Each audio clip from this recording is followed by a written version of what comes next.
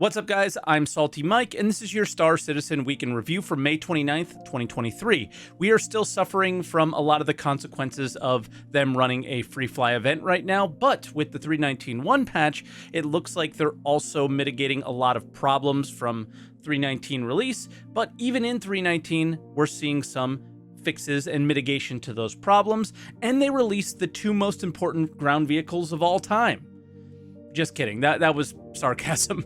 All that and more on today's Week in Review.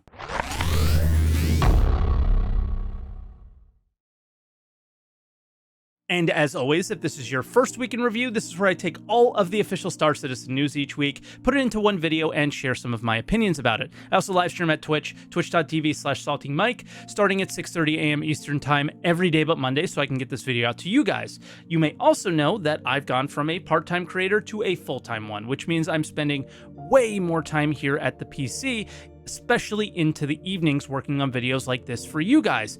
And that means I'm exposed to a lot more blue light than I was in the past. I've been getting a little bit of eye strain, headaches, but more importantly, I've really struggled falling asleep after being at the computer in the evenings. So what I've started doing is wearing these GMG performance glasses. Now, these are the optimizer model. These kind of a little bonus that happened here is the first time I wore them, my wife said I looked pretty handsome, but these are blue light blocking glasses. They're really sturdy built, and one thing I really like is they sit well on the bridge of my nose. They don't really sag down at all, and they don't really have that yellow hue, right? You can see right through them, which means when you're watching movies or YouTube videos, or more importantly, when you're gaming, your game doesn't look weird and have a weird hue on it. So I've been using these. They've been helping me quite a bit. So if you guys want to kind of level up your game, maybe be able to play a bit longer sessions, 3.19 has been pretty exciting to play lately, and I know a lot of you guys have been playing more of it. Check out the first link down in the description below for 40% off these GMG performance glasses for only the first 48 hours. So make sure you jump on it. For the first 48 hours that this video is out, that's going to be your only opportunity to get that 40% off. So nearly half off of these GMG performance glasses. Again, thank you so much to GMG Performance for supporting this video, but we do have a lot to get through, specifically really diving into these 3.19.1 patch notes because it's pretty exciting. And this week we had 3 solid releases to the 3.19.1 PTU, and we start out with Tuesday. That was our first one, and it is a little bit light on the feature updates. I think that's probably because we're still suffering the consequences of kind of rushing out 3.19 for the Invictus launch week. But the first kind of update was that they added the Fury and the MX and the Corsair to their appropriate Arena Commander modules or modes, I guess, since they were missing from those. Specifically, like Fury, I think, was missing from racing modes, which is obviously not good because it's a pretty snappy ship. And then they updated their Toby SDK because it was causing some OBS crashing issues. And then bug fixes is where the real meat of this initial patch is they fixed some huge problems. They seem to have finally fixed the Reclaimer elevator. This honestly might be worth taking out and giving out a try. Leave a comment down below and let me know if that was fixed, because they have been saying this has been fixed in multiple patches for a long time now. Miners rejoice. If you break a rocket in the green zone, it is not going to blow off your modules anymore, hopefully, because they reduced the explosion damage that we were experiencing. And it does seem like there's, the main major issues that people were having were ASOP terminals were being really weird, 19,003 errors, and 30K when trying to join. They do seem to have had some fixes with those.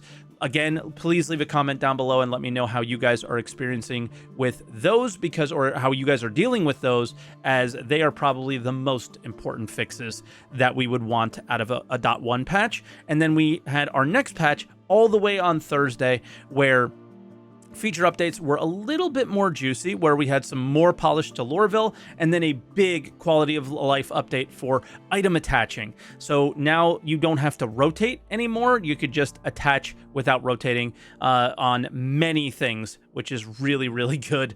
And the more they do this too, I think the better, because it was kind of annoying after a while. I didn't think it was at first, but it ended up being. And then they made the mining HUD account for active mining modules now. So when you go up to a rock, it should show the, like the I guess if you're able to break it or not more easily when it didn't really share that information before. But then some bad news.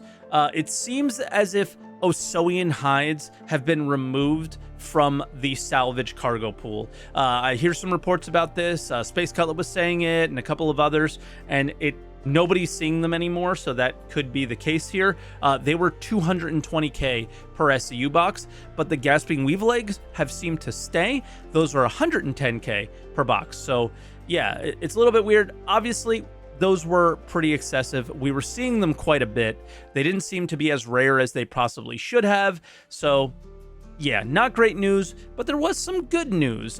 They've added a chance to find salvageable cargo like you see at the salvage missions on bounty missions and assassination missions now. So if you're out there doing space bounties and you're coming across some ships that do have cargo with them, like Constellations or I don't know, like Valkyries, things like that, you have a chance to find some really cool loot on them and salvage them. So it makes it kind of, you know, bringing more gameplay loops and tying them together. So that's a really good thing. And then lastly on this, the Fury wasn't OP enough, so they made it better.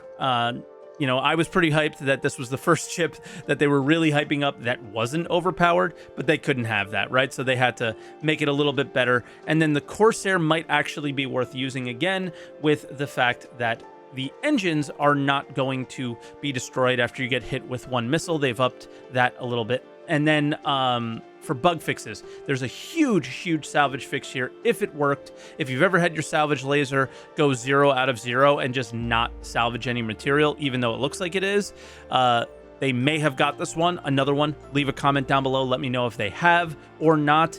My experience so far has been good. A lot of UI fixes for mining, and they fixed an exploit at the salvage missions where if you left and came back, it would kind of reset. And then for Friday, we had a featured update, which was more performance to Lorville, which is much needed. Keep them coming. The frames are still terrible. And then CIG gave in to the backlash around the claim timers. Now, I think this is an opportunity for me to clear up what I meant from last week. I guess I just did not communicate it very well because there were so many comments angry about me and what I said.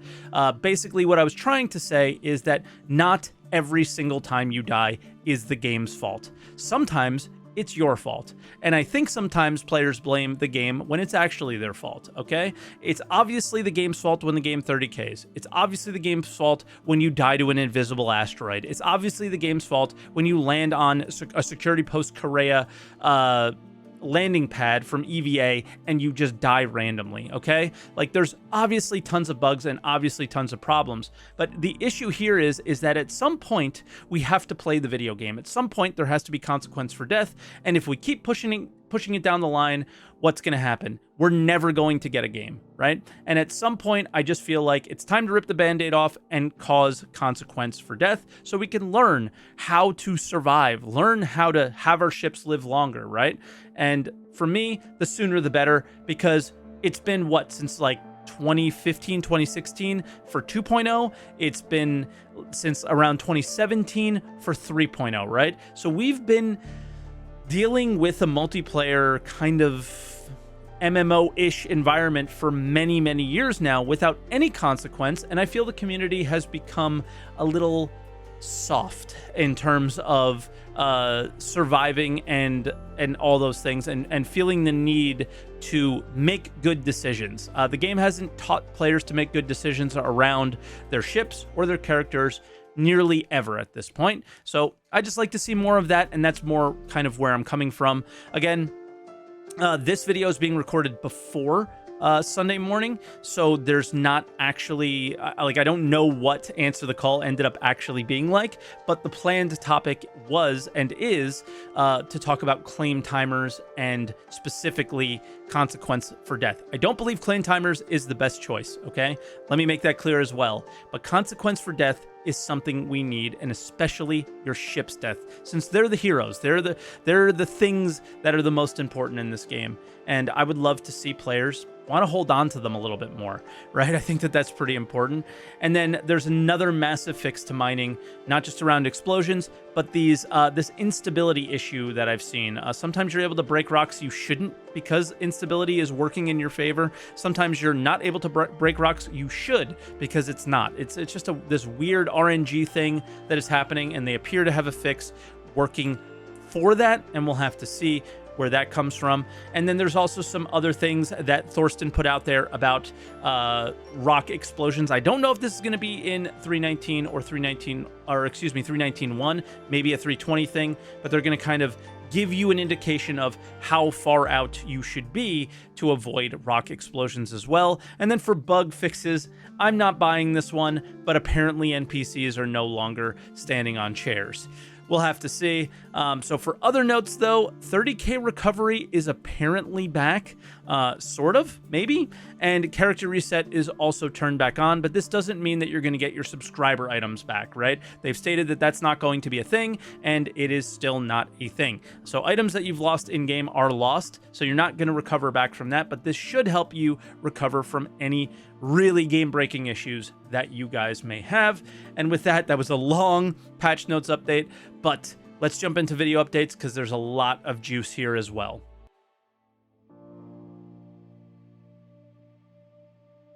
And with that, we're going to start out with Inside Star Citizen titled Storm Warning, and it's Invictus launch week still. So obviously they're just in selling mode, and they're selling us 2 new ground vehicles. But the first thing that we're talking about here is a comment that, like, man, just listen. Ground vehicles in Star Citizen play quite a large role. Obviously, we have these fully realized full planets and moons. You don't always want to spend all your time flying over them in your ships.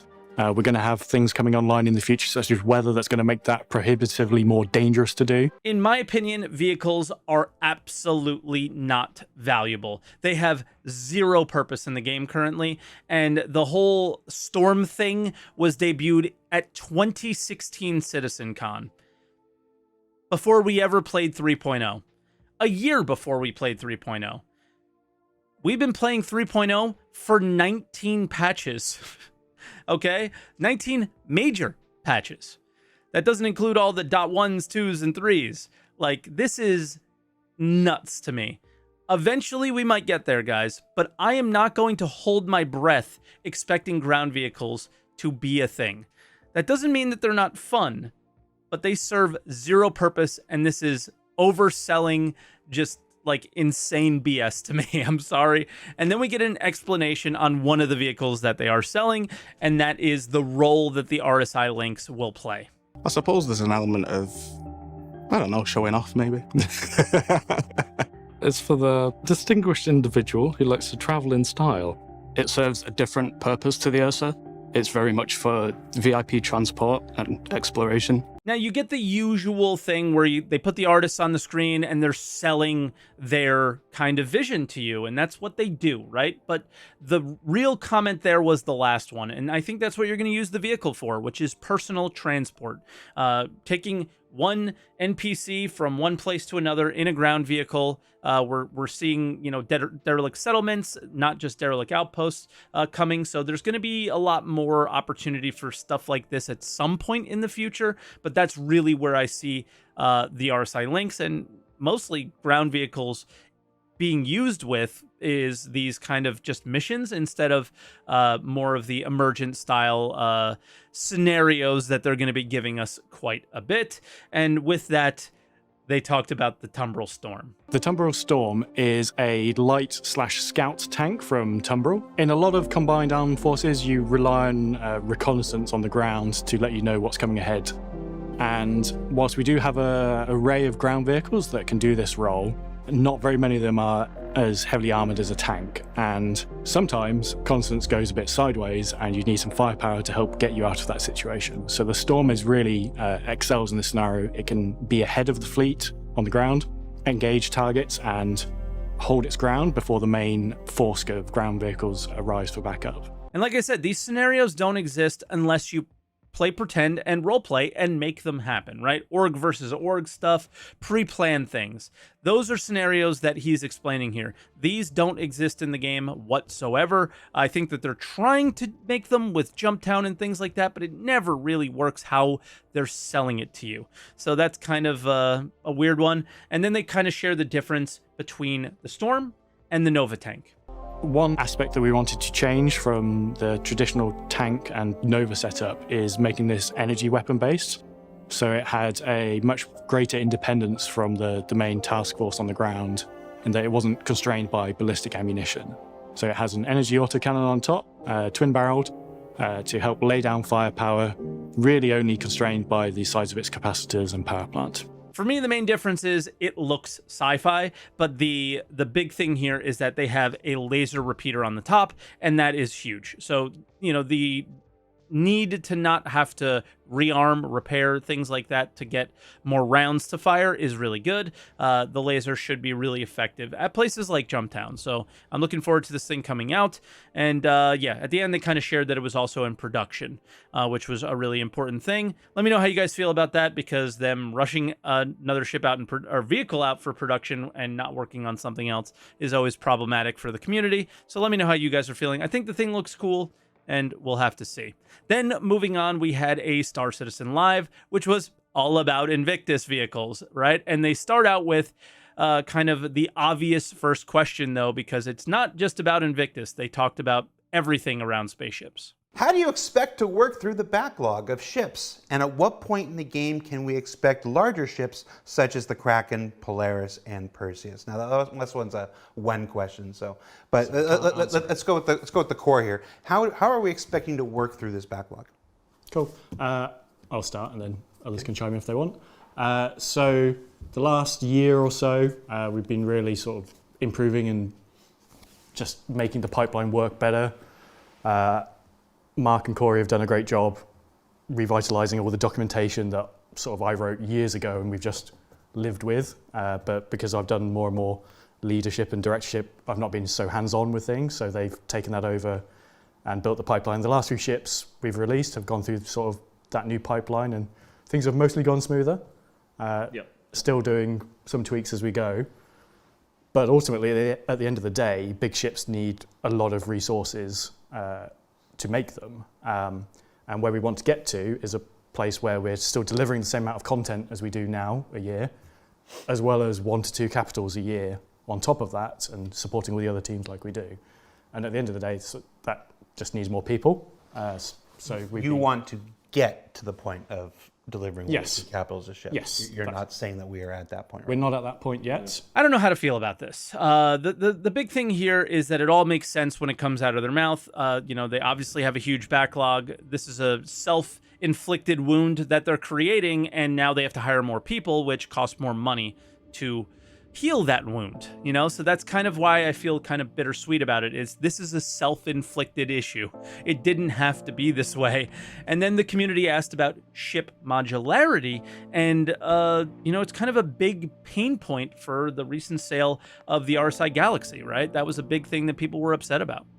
So with the development of the Hull C, we've pretty much figured out the last hurdle. And in fact, Chris is responsible for the test that I got him to do for it, where we can have object containers, which is the interior collection of assets, loaded as an item, loaded onto the ship, because that's how the rear of the Hull C is attached to the ship and moves with it. What had stopped us technically going any further with this was items inside those object containers couldn't talk to the vehicle it was connected to. Right. So the example of the Retaliator, the torpedo droppy arms, they're actually part of the exterior of the ship currently, because that's the only way they can work. So if we allowed you to swap the modules, no matter what module you had, there'd be a pair of torpedo arms dangling through the middle of it. Chris did a test where he attached a load of missile racks and torpedoes to the inside of the back of the Hull C, which is not going to ship with it. Wait, you're saying we're not having a torpedo Hull C? Yeah. There is a shelf that says "Do not submit" in very large letters. And the pilot had full control of that, and they could fire them. So after the Hull C ships and we found any more quirks with that setup, we're in a position where, to my knowledge, touch wood, technically there's nothing stopping us doing modularity now. That was the last big hurdle for it. There's nothing technically stopping us from doing it, but there's also priorities and It might be things, logistics. building a team. Nothing technically stopping us. Yeah, nothing technically stopping us. Yeah. So they're over that tech hurdle. Now, that doesn't mean that they're actively or actually going to work on modularity. That doesn't mean the Galaxy is going to happen. We've been here before. We've heard things like this many times. Just because they're able to do the work doesn't mean they actually do it, right? So they really need a couple more teams, and you know what? These guys look like a really fun bunch to work with. So hopefully they find a big group of people that can really help them out and moving on these things.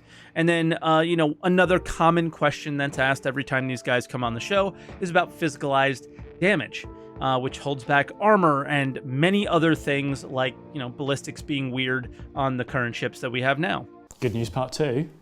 So it is really under heavy active development at the moment. So physics team have done a lot of work in the last 6 months on it. We're now at a point where other feature and gameplay teams have joined them to sort of work out the quirks with it. The vehicle content team have provided assets of ships set up in this new way of doing things. Should caveat this, it's not a vehicle thing, it's an everything thing. Every destructible system in the game will use this. So whilst everyone sort of uses the vehicle example of bullets going through ships, it replaces the prop breakable system, it replaces the environment breakable system, it replaces the vehicle damage system. There's another one I forget. So environment teams, prop teams, vehicle teams, we're all working on this at the moment with a bunch of use case scenarios that are with the engineers. So it's more like an overall destructible physics system. Yes, yeah. People have probably heard the word maelstrom in various monthly reports and pieces. Checking whether that's legit or It's not. not I'll wipe the board when we get back. Right. So that's the name of that overarching system. It's exciting to hear and glad to see that it's a company-wide thing and not just a small little thing being done by one team or something like that. But Jared's kind of animosity to, or lack of excitement to want to talk about it sort of tells me that this is not something that we should expect anytime soon, unfortunately, right? So it's a good thing that we hear them working on it, but it does sound like it might be a very long process, and it might be just the very beginning of that long process, right? And we've heard them talking about things like this in the past, QN Rastar or Quantum or the room system, right? We've heard all these things before. It doesn't matter until we hear them talking about it actually being implemented in a patch with a number. That is the next patch that we're getting, right? Other than that, nothing really matters in terms of what they're saying, and ship tractor beams are next. We've done a lot of work with them recently. We have current implementation set up on multiple vehicles that are meant to actually have the tractor beams attached to them. Their current implementation works from a vehicle setup standpoint. There's still some remaining work to do from the actual EUPU team. They're actually delivering the vehicle tractor beams themselves. But right now in the environment we've developed you can spawn the ships that have them in and use them. Another big bit of confusion is because the sizing, when we did some of it, we did it to weapon sizes instead of component sizes, whereas EUPU have done their development on it. They've decided they want to go in the direction of component sizing rather than weapon sizing. So some of the size numbers will have changed, but how much they lift is consistent for how much we've always wanted it to lift. So, for example, instead of going all the way up to I think the biggest one we ever said was size 6 or size 5 or something. The biggest one now will be the size 3, and we might do size 4 if we ever do something for a very niche situation. But the SRV is the SRV a 3 now. Is a 3, but that 3 is able to move ships. But size 2s can do 32 SU containers. I can't remember how much size 1s and 0s do, but we've just reformatted it as the systems start formalized a lot more. But on the ships, we've got an implemented version of it working currently. A lot of juicy details here. Basically, the days of the 1 SCU size box are numbered, and I love it. So the next question is for salvagers, and this is kind of the question that salvagers need to know. Some ship designs have flaws with component swapping. How will this be addressed on legacy ships, and especially where components won't fit past doors or airlocks and things like ladders? I was just gonna looked at Mark instantly. I can go with it. So gold, a lot of that's what gold standard's for. So when we go through and do gold standards, using the retaliator as an example, a lot of the components wouldn't fit through the doors of the retaliator as you tractor beam them out and move them. So the doors and things have been widened so they would actually fit. Another thing is what components are actually meant to be taken out with tractor beam. So it's size 3 and capitals obviously aren't meant to be tractor beamed out. You're supposed to go to a dry dock and someone else will take it out for you because they're too large of components to do, because theoretically to get to them you need to cut parts of the hull out because they're just too large for a person to lift. So the size 0, 1 and 2 you should be able to tractor beam out. Doors that don't fit currently, gold standard will address that, but until we do gold standards on the interiors of a lot of the ships, there may be doors where you can't get them out or places you can't get the components through. The dry dock scenario I was initially apprehensive about because I thought that they meant salvaging at a dry dock of some kind, but it does sound like that's more component swapping. So I have a fresh ship and I want to swap out a size 3 better quantum drive so I can travel a little bit farther. Obviously, you would do that still at your, like maybe a Everus Harbor, something like that, right? But I do hope that this does keep intact the idea that you can salvage a size 3 component out of a ship, store it in a cargo hold of another ship, and then maybe put it in your hangar for the ability to swap into one of your usable ships later. But we'll have to see on that. All sounds cool, very good. We'll have to see more as these things come online. But then lastly, they shared a lot of the ships that they have in the backlog that they plan on working on in the near future. G12 will be going, so in the next year, backlog ships that will be going into production, caveat, things can always change. Yeah. Polaris, Apollo, G12, Raylan, X1s.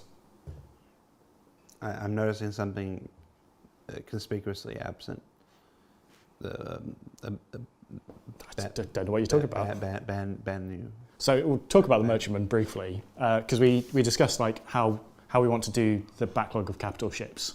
So we want to start with RSI because doing the Polaris first helps reduce the amount of work needed for the Perseus and the Galaxy.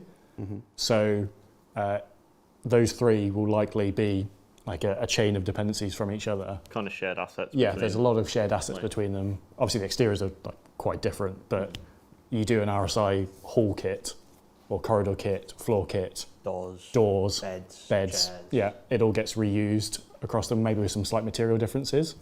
So there are a few things that were problematic with the BMM. Firstly, everything is unique. Everything. So it's not like we do one corridor kit. It can't be modular. Yeah, it can't be modular. It has to be unique. Yeah. Nothing on the ship can be modular. Every corridor, every room. Everything's unique. So the amount of time investment.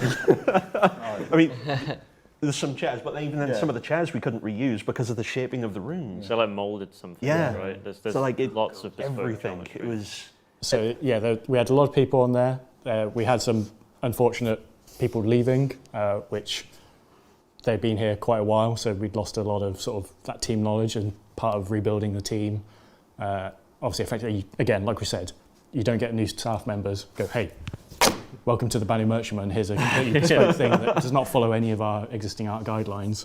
The Apollo, the Raylan, these are kind of really cool and exciting ships. The Apollo really should maybe bring medical gameplay up a notch from what we had seen previously. But obviously the Banu Merchantman discussion is incredibly disappointing, but they're really open and honest about the situation and what happened. And for me, I'm largely okay with it. This is a ship that they gave a lot more detail in the last like 10-15 minutes of the show. Link is down in the description. I highly suggest if you're a Banu Merchantman owner or interested in it that you watch it. Just try not to get upset because I think they really want to deliver this thing amazing, and they really don't want to do a lackluster job, and they know that they will in the current state of their teams and what's happening. So all that's kind of a good thing, but obviously very disappointed for us, the Banu Merchantman owners that are really excited to see it. And with that, let's move on to other updates and talk about some other interesting things that happened this week.